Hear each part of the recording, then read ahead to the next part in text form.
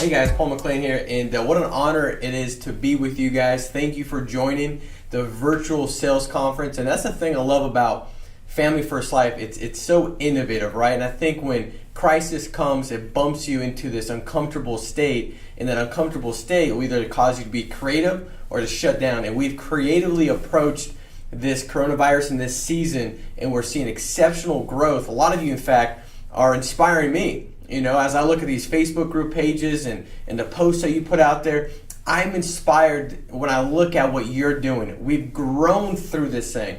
We've been revealed that we're a transformational company as we're essential and we're serving these families. And so it's an honor and a privilege for me to join you guys today on your couch or wherever you guys are, leaning in and listening to this. And I really just want to come to you and bring to you some value when it comes to best serving the clients. Now, I've been doing this thing for quite a while, and I know for myself, a lot of the stuff that I'm going to tell you, it's been gathered and put together by really being, I guess for lack of a better word, obsessed about this business. I always like to check my obsessions.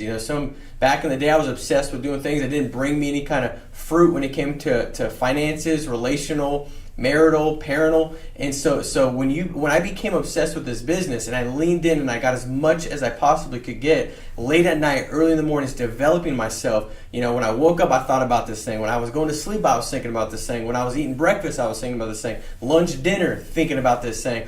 All of a sudden, my business and everything started to grow. And so I hope that you're seeing that the best value, or one of the biggest value propositions that FFL has to bring, in fact, is training. And I think sometimes it's overshadowed by some of the things that are more visible, like the highest comp in the industry, vested renewals day one, no contract, no fees, all that kind of stuff. It's so objective, it's so easily seen that sometimes you miss the fact that we've got more 20K producers with FFL than any other IMO. In fact, I think most of them all put together times 4. That's how many people are out there seeing massive success, new people joining. So it's an honor to kind of talk to you guys about what I think is one of the most important things when it comes to doing our job well, which is how do you serve families. Now, taking a step back, I know for myself, getting started day one, the one shift that took place, if I went through and said, okay, what are some of the shifts that took place that allowed me to go out there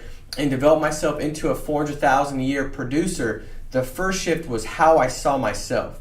Okay, now let me break that down. It's a whole mirroring concept. A lot of times, like when the way you see yourself, in fact, is how the clients see you, right? And so when you change the way you see you, you're going to change the way they see you. And so in the beginning, I saw myself as like a telemarketer. So when I got a batch of leads and I called these clients up, I was like, man, I need an appointment, right? I need an appointment. It was about me. I need to book an appointment. And so when I called the clients, I got a result that I didn't want, right? A lot of times in the beginning and going back, and in fact, my first dial session where I called leads, I was in my mom's 2-bedroom apartment. I was 19. It was 109 degrees out in this beautiful suburb called Felony Flats. It's called that because of the amount of felonies that take place in the Apple Valley. But I was sitting there dialing, and I remember when I first got the first client to pick up the phone, and I was so nervous because in my mind I told myself like this horror story, like I'm a telemarketer. Hopefully I could get this appointment booked, but what am I going to say? I don't know what to say. And so when they answered, that led me to the behavior of hanging up on them. And obviously you don't make any money when you hang up on a client. And so the first thing was getting my mind right on the way I saw the lead. It was a family that had raised their hand and said, listen, when I die, I want to make sure my family's protected, that they don't go through financial hardship, that they don't go through financial struggle. And see, when I got that right, then everything started to shift when I started to book appointments, because now I took on this doctor approach that, hey, I'm doing you a service. The value that I'm bringing you far supersedes the benefit and value I get in the form of a paycheck. And so I was able to best serve the clients when it came to booking appointments when that started to shift. And so those are some of the first things in the beginning that you got to get right. The movie in your mind. What are you telling yourself? I remember back maybe 3 years ago, my 7-year-old, she was 4 back, 3 years ago, is Parker, and we were on vacation in Big Bear, and I walked by, and it's like 6 a.m., 5 a.m. in the morning. I'm up, everybody else is kind of sleeping, and I hear Parker like fist fighting. Sound like somebody had broke in and she had gotten them and she was giving it to them, and she's an aggressive sleeper. Like she'd pop you right in the face when she's sleeping. So I walk by and she's yelling and she says, "You butt cracker." And I'm like, what does that even mean? So I was laughing and looking. She's calling names and emotionally abusing this pillow and physically abusing it, and she's sleeping. And what I realized is that she her imagination, this dream she was having, nightmare, she was behaving and beating this pillow up. A lot of times that's how we operate, right? We're wondering like why we have all these results that maybe we don't want. But let's go back to work it backwards. What's our belief system? What's our perspective? How do we see it? So to best serve the clients, you have to see it right first. That's step one. All right, next thing is this. When it comes to really working and serving the families, is when you get a lead, like you can't have indifference. Like for me, I didn't care if I had a yes or a no. I just wanted resolution. And so what that looks like to best serve the families when that's a form of a lead and it's not yet a booked appointment is calling them 3 times back to back. So when you get that family, call them 3 times back to back. If they don't pick up, that same day I'm going to call it again 3 times back to back. And then if they don't pick up, I got a third session to call it 3 times back to back. So in essence, that first batch that I'm working, I'm going to call that family 9 times. If they don't pick up at the end, I'm going to leave a message. The message is simple. It's, "Hey, Hillary, Paul, I'm getting back to you about the request that you sent in for information on final expense life insurance plans. Listen, we've been really behind, as you can imagine, with a lot of the concerns across the country. So we're doing our best to serve all the families out there. They've got you scheduled tomorrow at 4 o'clock for me to drop off the information as a field underwriter just to verify you're live and breathing and get the information to you. My phone number is 760-713-3547. If that doesn't work, please give me a call, as we don't have enough time slots to get the amount of families in, so we can slide somebody else into that spot. If everything else works out, looking forward to meeting you and helping you. I'll see you tomorrow at 4 o'clock. And you book the appointment. Now, what will happen is this. If they don't want you to come over, or if they're not going to be there, they'll call you, which is good, because when they call you, you have an opportunity now to engage, overcome any objections, build the value up, and actually solidify the appointment.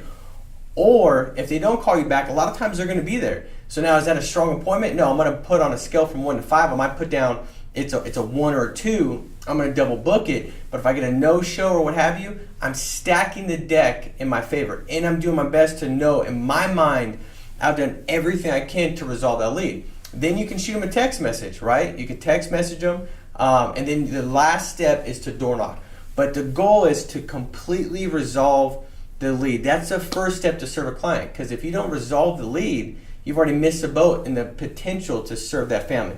All right, next thing is this, right? So when we take a look at the in-home, what I realized is in the beginning, when I got out of my car door, my focus was, I need to make this sell. Like, I need to pay my bills, I need to make some money. And so what that led to was no sales, right? So I'd go through everything. Client would say like, "Man, this looks good.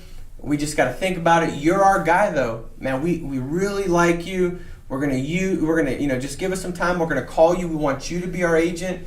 And they'd invite me over to little Jimmy's birthday party on Saturday. And I was like the guy where they were okay to maybe barbecue and eat a cheeseburger with, but not the guy that had cared enough where they wanted me to be the person to serve and protect their family. And so I had to get my mind right when I went in that this is not about me, it's about this family. It's about them. And so I would tell myself this story, or I'd visualize, this dynamic, this story of, hey, what if I knew that they were going to die? Like, I don't know that they're not going to. So what if I knew somehow that tomorrow they weren't going to come home? How then would I approach this? And what I realized is that when I put myself in that frame of mind, that it was easy for me to let go of my desires, what was in it for me, personal stuff that I had going on, and really to put my mind in the game to best serve them. Because, heck, if I knew that was going to happen and I wouldn't put them first, this ain't the right fit for me anyways. I don't care enough about families. And so that helped get my mind right and put myself in the right frame of mind. So when I went in there, I was willing to tell them the truth, opposed to sugarcoat it and or leave it alone or kind of tiptoe around it. Let me give you an example. So, I'd go into the client's house, and if they said, well, we kind of want to look it over, we want to look at our budget, we just moved in, give us a couple months, we'll call you back, we want to talk to our kids, whatever objection that you've heard, like, I would buy it, right? Because it would make sense. I'd be like, that makes sense, and then I would leave. But what I realized is when I got my mind right going into the client's house, when I saw the scenario different, and what if I knew they were going to die tomorrow, then none of that came close to making sense. None of it was justifiable, because heck, if he was going to die tomorrow, then nothing would come in the way to get this in place. Nothing would make sense. And so that really kind of set me up to take and embody this doctor approach. So now when I was sitting in the client's house, I was a person that was leading, guiding, directing, and I had complete control because my mind was right. And I remember going in and sitting with this client, and I knock on the door, and she opens the door. It was Betty, and her husband was Mark. And she says, Paul, listen, my husband, this is not going to work. He's an alcoholic. He was up all night drinking. He just fell asleep like 30 minutes ago. Like, just trust me, come back. And I said, no, I understand 100%. I get it. Now listen, don't let the possibility of me getting emotionally abused stop you from protecting your family. I'm kind of kidding, but at the end of the day, I'm fine. I know how important this is for you guys, Betty, and it's going to be no big deal. I'll go through the options real quick. I won't be offended. It's going to be fine. I get it. In fact, based on the way I grew up, this would be my comfort zone. I'll be all right. It's not a big deal. And she's laughing. She's like, all right, come on in. So I go through everything, and he says, listen, can you just give me the numbers? I don't know why you're here. I don't know what you're doing here. And because my posture was right, and it wasn't about me, it truly was about them, I was able to say, listen, Mark, I think that we have the wrong understanding of who I am and what I'm here to do. And it's my fault, I'm sure, for not explaining that to you. But I'm a field underwriter. And what you do or don't do, it makes zero difference to me at all.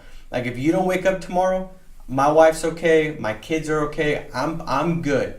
But if you don't wake up tomorrow, Betty's not.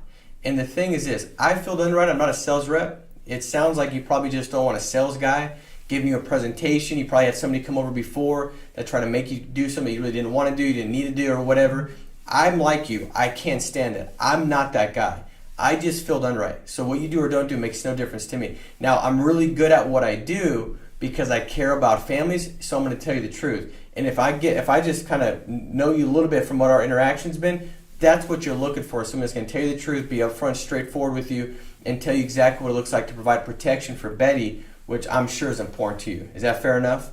He says, absolutely. See, now, because I got my mind right going in, I could have that perspective. See, a lot of times, well, I don't know what to say, how to say it. Well, what is it rooted in? Is it you just try to make a sale or serve the family? If it's serve the family, it's easy to communicate like that, all right? So the next thing is this. You want to have good connection with the client. So to best serve them, you want to connect with them. And what I realized early on is I'd go into a client's house, and there would be, like I call a pink elephant in the room, so to speak. And I would just ignore it. I wouldn't put any attention to it, and then it would end up messing me up as I went through it. It's kind of like if a client, you're going through everything, they're like, if they say something like, well, we want to talk it over with our kids, and our kids are not here. I want to now proactively handle that if they're already making statements like that. Does that make sense? So when I walk in this client's house, I look at the house, and there's crap everywhere, like literally dog crap everywhere, not just like crap, like it was dog poop all over the floor. So I walk in, and I'm like, this is just disgusting. It's almost like you're gonna wipe your feet on the way out. That whole kind of analogy, right? And so like it's just all over the place. And I'm sitting at the table now. I know that if they're thinking, I'm thinking about what they're thinking, I'm thinking about the crap everywhere, which means that they're not hearing what I'm saying because they're thinking I'm judging them or I'm focused on that. And so before I would leave it alone, and at the end they would just say something like, we'll get back to you, want to think about it, because I wasn't able to build a value, or if I built the value, they didn't see the value because they're distracted. So I had to call out the pink elephant in the room. So I said, listen, Bob, Mary, I said, listen, you guys, all the crap you got everywhere, it's got me thinking there's something funny. And they look at me like, what the heck is, because I'm pointing it out. I said, Like, in fact, it makes me feel somewhat better about myself, but not truly better about myself, because the other day I walked in to my kitchen and I was like, oh, there's crap on the floor, which is, and I got a bunch of kids, which is weird because I don't have any dogs. And so then I walk around the corner and I realize my 1-year-old doesn't have a diaper on. And so I got human crap all over my floor. And so at least you guys only got dog crap here. This is a lot more acceptable than if you came to my house the other day and were sitting with me. And they started dying laughing, right? And I was able to connect with them, move forward, and it was no big deal. And so the big deal is to make sure to connect with them, right? Going in, not judging anybody, but just knowing that your job is to serve them. And you need to make sure you remove anything that will stop you from doing what you're called to do, which is to serve them. And so connecting with them is a big deal. All right. Next thing is this: at the end of the sale, you want to make sure that you do a couple things that's going to help build that connection and really let them know that you're there to truly serve them. Not just in this 30-minute appointment that you were there to serve them, but that you're there to serve them for lifelong. Like, you want them to think like, this is my lifelong agent. Like, the goal is you exceed expectation and that you're their person, right? And so the way you do that is this: you take a picture with the client. And we've got, as you look at the Facebook page, you see how many. I think we're going to do 400 million in issue paid business this year. So you could imagine how many clients are served. But you'll see all these pictures. And what you can say is, you say, listen, Bob, Mary, I'm going to take a picture with you, because the thing is this: when something happens, like, I'm going to be here. I'm not going anywhere. And when something happens, you can trust that I will go to work and make sure everything's taken care of. You don't have to worry about, like, should I call here? Do I got to do this? Like, when you're going through that time and you're trying to figure out how to get through that day, because a person, Bob, that you've lived life with for the last 20 years, hopefully it's 30 years from now, and you're trying to figure out how to just get through that day, I want you to know that I've got your back, that I'm going to work for you. And what I also want to do is, when I come deliver that check, I want to show you this picture of and so you can remember the feeling that you had when Bob, cared so much to get this plan in place, which I just think it's pretty cool, guys. And so I think this will be a picture when eventually we look at it, because we're all going to die, that, it'll just kind of spark that feeling and memory of when the day that he put this plan in place. That's going to give you financial peace of mind and security as you move forward. So you do something like that, and what happens is this: when the pain of the price of the product presents itself in 30 days later, and that feeling that is no longer there, that was established through the financial inventory and asking good questions, is gone, and they just see the premium. What you want is a memory that is so clear, it evokes so much emotion to pop in, and that's going to overshadow that pain of the price that they got to pay in the form of a payment every month. And so that's going to help out as well. Also, giving a client a call and congratulating them when everything's squared away and they're going to get the policy. Sending them a note, right? Writing a note out and sending it to them. Like, hey, Bob, it was a pleasure to serve you and your family. I'm looking forward to being your lifelong insurance agent and helping you with all your financial services needs. And when that time comes, I'll be here to help you. Just something like that. You word it however you want to word it, but sending them a note's important, right? Making sure that you're doing that. See, this is the stuff that it increased my placement by 10%. So I helped more families. My close ratio went up, and then also I had 10% more on the books after 12 months. You say, what does that mean? Well, with a lot of FFL producers writing 3, 4, 500,000, I was writing 500,000 that year. That's an extra 50,000 that's in my bank account, and that's an extra 50 clients that have been served that continue to have that policy in place when something happens. And so these are the little bit extra things that make a difference in your business to serve the client. Doing reviews, going back and seeing them 6 months later and revisiting those clients, that's a big deal. Last thing is this: the way to best serve your families that you sit with, it can't ever be about you. Look, listen, stuff happens. Life takes place. I've been doing this thing for 13 years. When I first got started, I was 19. Me and my wife had separated for 6 months, 7 months, trying to figure things out, navigate through all that. And praise God, we're back together, and we've overproduced now. Though we got four daughters, but it's like stuff was going on. My mom gone through brain surgeries, and I'm not trying to say it's just me. I'm saying everybody's got stuff going on, whether that's financial, relational, whatever, physical health challenges. But when you care enough about the clients and you step away from that and you put them first, that stuff won't hold any weight. You'll be able to best serve the families. And if you can get that right, you'll get your money right. If you can get that right, everything else will be right. And so you want to make sure that you best serve the families by thinking about them, not the stuff going on. You got to put yourself in the right frame of mind that what we do is essential. And see, that's the thing I love about FFL with this COVID, virus that's taken place. Like, we've stepped up and it's been revealed that we're servant leaders, that we're transformational agents, that we know what we do is not peddling carpet, it's to serve people. And see, when that takes place, it doesn't matter what crisis, what takes place, what things that are happening that could rattle you. What stands the strongest and the firmest is the fact that these families need our help and we're called to help them. So guys, I hope this makes sense. Go out there, serve families this week. An honor to be a part of this virtual sales conference. I hope it serves you well. Continue to lean in, take notes, as the next speaker is going to be phenomenal. Make it a big week. We'll talk to you soon.